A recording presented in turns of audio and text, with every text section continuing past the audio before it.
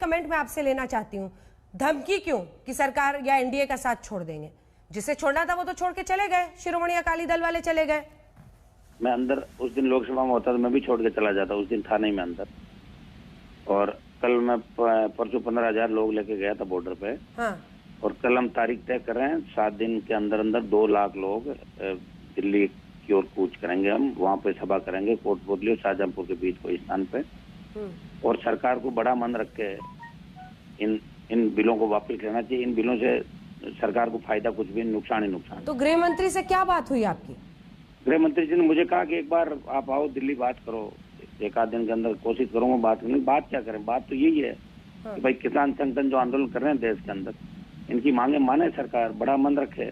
क्योंकि धारा 370 हटाने के बाद जो देश में माहौल बना था प्रधानमंत्री जी का, इस किसान आंदोलन से नेगेटिव हो रहा है मामला पूरे देश में। अच्छा, ये बताइए कि क्या प्रॉब्लम है? किसान आंदोलन, तीनों कृषि बिल वापस लो, क्या प्रॉब्लम है? कहाँ पर है? सरकार तो कह रही है मंडियां भी चलेंगी, खुद पीएम भी कह रहे हैं, और न्यूनतम समर्थन मूल्य पे कहाँ 5 प्रॉब्लम गिनाइए जी। सरकार को क्या जरूरत पड़ गई एकदम बिल लाने की? ये तो सरकार तय करेगी ना, ये तो लॉन्ग पेंडिंग कृषि रिफॉर्म थे। मुझे 5 प्रॉब्लम बताइए जो इन तीनों कृषि बिल में है। सब सरकार अपना तय करेगी, हम हमारा रास्ता तय करेंगे।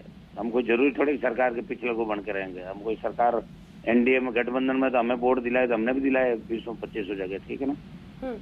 किसान सड़क पे बैठा तो हम इस तरह सरकार के साथ नहीं रहते। 5 प्रॉब्लम क्या है सर? सारी प्रॉब्लम है इसके अंदर। कालाबाजारी बढ़ेगी, आपकी जो कॉन्ट्रैक्ट फार्मिंग का जो मामला वो नहीं चल सकता कहीं भी। एसडीएम को अधिकारी नियुक्त कर दिया आपने, किसान झगड़ा होगा तो एसडीएम तो कंपनी वालों को मानेगा। फिर आपकी मंडियां समाप्त कर दोगे आप, कहाँ आवश्यकता है? जो मंडियां बड़ी मुश्किल से हर जगह मंडी में किसान को कंपटीशन का भाव भी मिलता है। और अगर आप किसान का भलाई चाहते हो तो आप समर्थ न्यूनतम जो एमएसपी है, एमएसपी के दायरे में और फसलों को लाके, और एमएसपी हर साल 10% बढ़े। बढ़िया तो ये हो कि जब धारा 370 हटा सकते तो स्वामीनाथन आयोग की रिपोर्ट क्यों नहीं लागू कर रहे? ये करो, किसान अपना आप जिंदाबाद बोल देगा मोदी जी। कृष्णबीर चौधरी जी क्या जवाब देंगे? कॉन्ट्रैक्ट फार्मिंग से लेकर कालाबाजारी की उन्होंने आशंका जाहिर की है और एमएसपी पर भी बोल जी। बेनीवाल साहब देखिए, कॉन्ट्रैक्ट फार्मिंग का उदाहरण तो महाराष्ट्र से लेके पंजाब और हरियाणा तक सबके सामने है। कॉन्ट्रैक्ट फार्मिंग किसान की अपनी मर्जी है, कोई जबरदस्ती नहीं है। मेरा एक सवाल है सबसे बड़ा कि राजनीतिक दल कितनी सफाई से अपनी बात को रखने के लिए चाहते हैं, लेकिन वो ईमानदारी नहीं बरतते। 2011 में पवार साहब ने लिखा, बिल्कुल मुख्यमंत्रियों को लिखा, सबको पता, पूरे देश को पता, 8 मुख्यमंत्रियों की कमेटी बनी, सबको पता। भूपेंद्र सिंह हुड्डा जी ने जो है किसान संगठनों को बुला के बात की। मैं इसलिए कह रहा हूं कि हमसे भी बात की गई थी, इसीलिए मैंने कहा है। और हमसे नहीं की गई, 125 लोग संगठनों के लोगों से बात की गई थी और इन्हीं मुद्दों पे की गई थी। ये बात सिर्फ आज की नहीं है, ये बात पिछले 10 सालों से, 12 सालों से चली आ रही है, चर्चा चली आ रही है।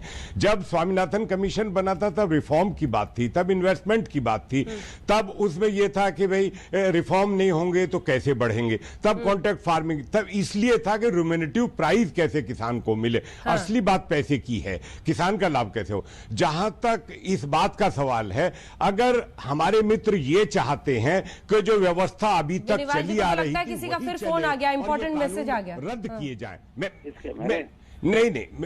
मैं बहुत छोटी सी बात कह रहा हूं कि अगर ये रद्द कर दिए जाएं और जो व्यवस्था चली आ रही थी, तो फिर उन 92% किसानों की जो दुर्गति आज तक हुई है, जिनको एमएसपी का लाभ नहीं मिला, मेरे मित्रों से मेरा एक निवेदन यह है कि उनकी दुर्गति क्यों, उनके बारे में कब सोचेंगे हम लोग। उन्हें बाजार में कभी कोई विकल्प, कहीं कोई व्यवस्थाएं सुधार की बात करना अगर अपराध है तो फिर हम अपराध ही कर ही रहे हैं। फिर तो हम जिस तरीके, एक बात मैं ईमानदारी के साथ कह सकता हूं कि हमने फडणवीस जी के यहां, पाशा पटेल थे सीएसीपी का चेयरमैन, मेरा बहुत ही खास मित्र रहा, उस पर दबाव डाल के हमने कंपलसरी करवाया था, पेनल्टी पनिशमेंट क्लॉज एमएसपी पे करवाए थे। उस समय कांग्रेस और एनसीपी ने वो बवाल काटा पूरे महाराष्ट्र में कि वो सब कुछ नोटिफिकेशन जो है वापस लिया महाराष्ट्र की सरकार ने। ये बहुत दूर की बात नहीं है, ये अभी की बात बात है महाराष्ट्र चुनाव से पहले की। मैं तो उसके बाद अहमदनगर में कार्यक्रम में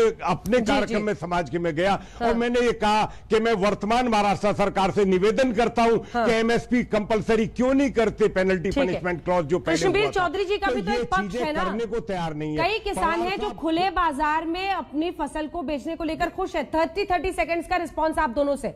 अबे जी 30 सेकंड्स में आप बोले, फिर गौरव जी। अंजना जी, कृष्णवीर जी ने बहुत अच्छी बात की। हाँ। कि उनको सरकारों के समय बुलाया गया। प्रधानमंत्री जी 6 जनवरी 2020 को सारे उद्योगपतियों को आपने बुलाया, टाटा जी को बुलाया, तो किसान नेता टिकैत से क्यों नहीं बात कर सकते? आपने अडानी अंबानी को बुलाया तो उग्रा से क्यों नहीं बात कर सकते? उनका कानून उन्हीं को तय करने दीजिए। और ये कानून एग्जिस्ट कर रहा है प्रधानमंत्री जी।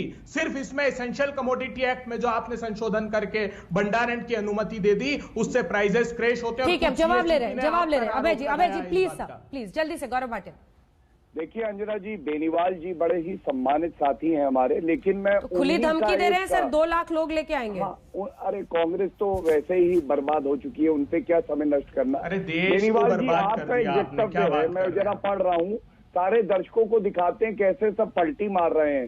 जैसे प्रकाश सिंह बादल जी ने भी जो कहा था ऑर्डिनेंस आने के बाद उससे बदल गए। आपने कहा है मोदी कैबिनेट की ओर से लिए फैसलों से किसानों को लाभ होगा, किसान अपने हिसाब से अपनी उपज कहीं भी बेचने के लिए स्वतंत्र होगा।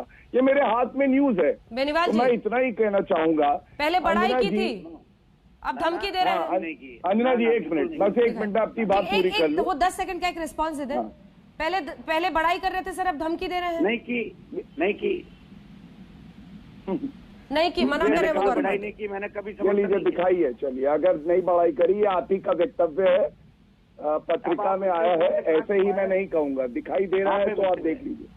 मैं दोबारा पढ़ देता हूँ, शायद याद नहीं आ रहा आपको। मोदी कैबिनेट की ओर से लिए फैसलों से किसानों को लाभ होगा। बेनीवाल जी, कैबिनेट में बैठता हूँ मोदी कैबिनेट में। अरे भाई साहब, बात उसकी नहीं है। अच्छा ये बताइए, 5 जून 2000